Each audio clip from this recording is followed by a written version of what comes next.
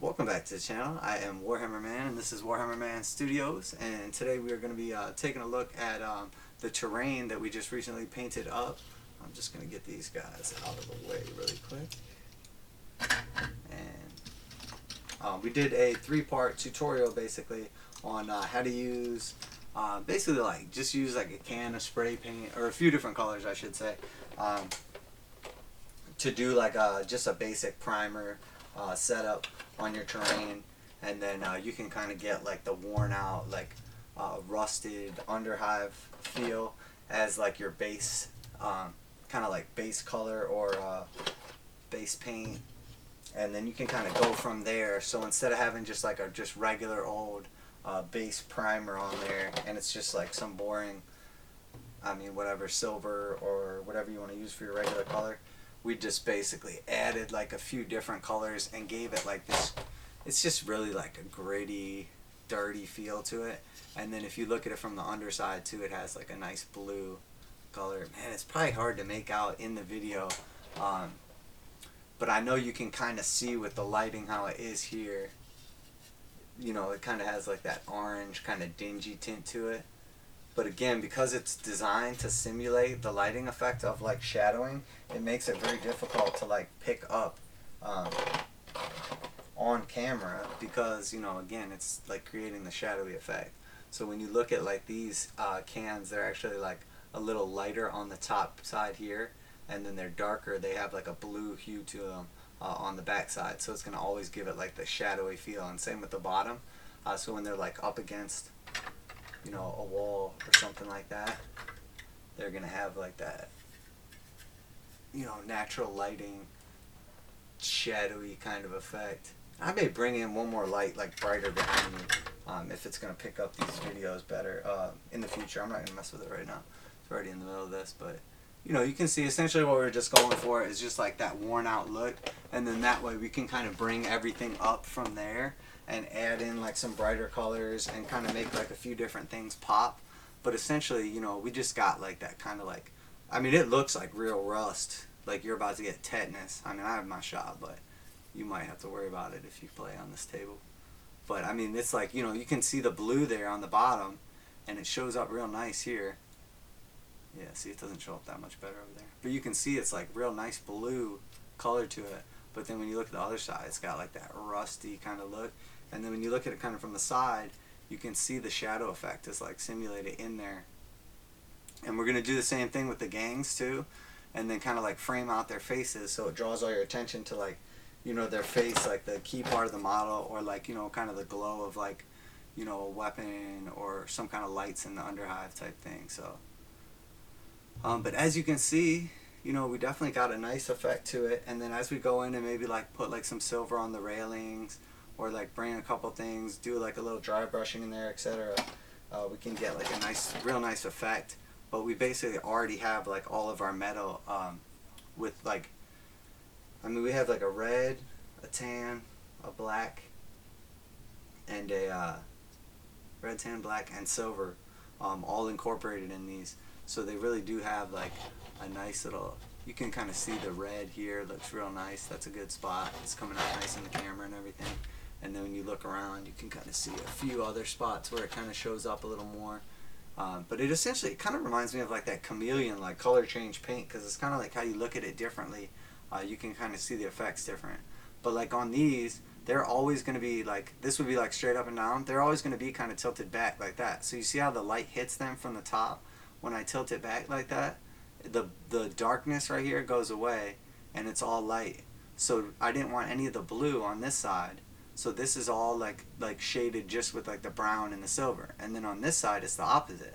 Because it's leaned all the time like this one has blue all through here. And again, it's tough to make out in the picture because it's literally doing the effect that I've painted on here as I'm trying to show it to you. But this is like a darker side. So when you take basically two of these things and put them next to each other, and one is facing one way and one's facing the other, in real life they're very distinguishable, and they look completely different. Like this one, like the back side is super dark, as we're on like the other one, you know, it's got like much more of that rust color. So if you have a couple of these now on the board at once facing different directions, it gives like a real nice like real nice feel to your board and adds like a lot of extra like color and everything to it. And then we got like our lifts, and here you can see again it's very blue on the bottom and very evident, but as you look to the other side it's like very light and the silver's like up here. But again, we're just essentially just simulating that effect, and I mean it came out great. It worked perfect. Looks phenomenal. And then when we go in and we do like the chains with like some silver or whatever, you know, it's going to give us that the full effect. Because whenever you have like a bunch of something and it's all one color, you know, it's hard to make out like the detail in the same way and everything. But as you start adding in like a few other colors, so because all of this has that same kind of like rusty, dingy feel to it, it all kind of blends together. But as you add in other pieces with like brighter colors, or you paint on, add a couple more colors or whatever, it's going to really give like more of a full feeling to it. So, and here we have some of the conduits we did, and as you can see, they have like a little bit more of like a sheen, like shine to them, and that was intentional, and they don't have that lighting effect simulated on them. They just have like essentially like the kind of dirty dinge like down in the cracks and everything. And I talked about it in one of the videos, but the reason for that is these are going to get moved around and everything. As where something like this is a fixed position, no matter where you put it at on your board, it's always going to have like a top and a bottom. So essentially if the light's coming from the top, this is going to be always getting hit the same way. So that's why we're able to give it like the blue underneath and everything. But this wouldn't look right, you know, if one time it's like this, you know, and you like have it bright at the top and dark at the bottom, and then on another time it's like sideways like this, it's going to be bright over here and dark over here. It's going to be like a simulated effect that's not going to make sense in reality. So it'll be like kind of, it looks like kind of confusing and unnatural when you do things like that. And it's funny because you may not always recognize it, but your eye will recognize it. So it just won't seem right necessarily. You don't exactly know why, but it just, something just doesn't seem right about it. And it's funny, but that really is like how your brain works. It's like, I don't know. It's like your eyes, like intuition. I'm not sure about this. But yeah, I'm just grabbing a couple of these random pipes here. But yeah, as you can see, you know, we essentially got like our simulated effect with these, so you can move them around and they're still going to look, you know, bright based on like light and everything, but they still have like the dinge effect, and some pieces are going to be brighter than others and have like more of like sort of like the gold that we created, and then other areas are going to be like the darker kind of just brown. And that was the goal in all this, is essentially just to take away like that just all one color kind of just blah. Because a lot of times, especially when you prime a ton of stuff like this, it's all just going to blend together into just, like I said, like a big blah. And it looks terrible, you know what I mean? You want to like have a little more like color and flavor and everything to it, because that's going to give like a lot more of the effect that you're going for, you know what I mean?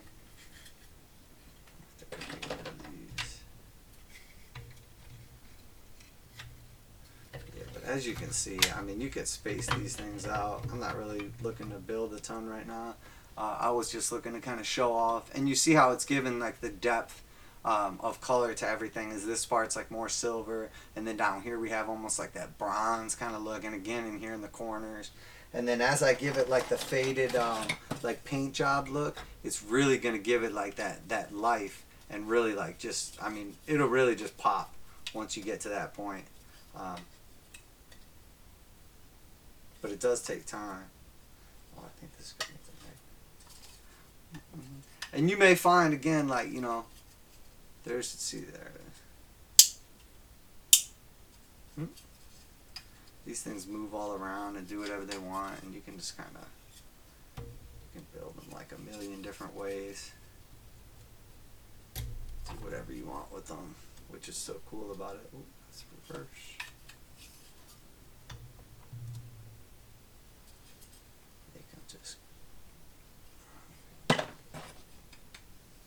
But I mean, I'm a huge fan of all this stuff. I love how compatible they all are with each other. I don't know why I'm like standing pipes up right now. I guess I like the challenge. Reverse guy. And that's why I'd go to put that on there, and obviously it's reverse polarity. That's why we had a video on how to make these guys, and that switches the polarity between them to like a single polarity, so you can always run it.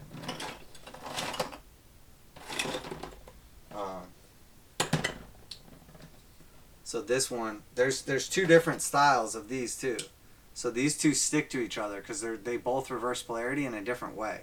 So like this one won't stick on here. You know, it's like trying to knock it over, but this one will. And then again, this wouldn't stick on here a minute ago. This one just does double polarity, so it allows you to stick two pieces that would normally be reversed onto each other. And again, that's a crucial piece of this puzzle because it allows you like unlimited compatibility. Because if you never have to worry about two pieces not being compatible, you can really just magnetize everything however you want.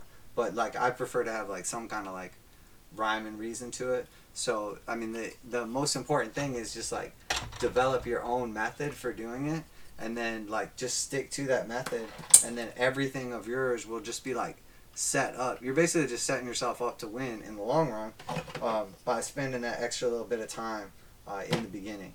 And I think that's what it all comes down to with like all the magnets and all this stuff.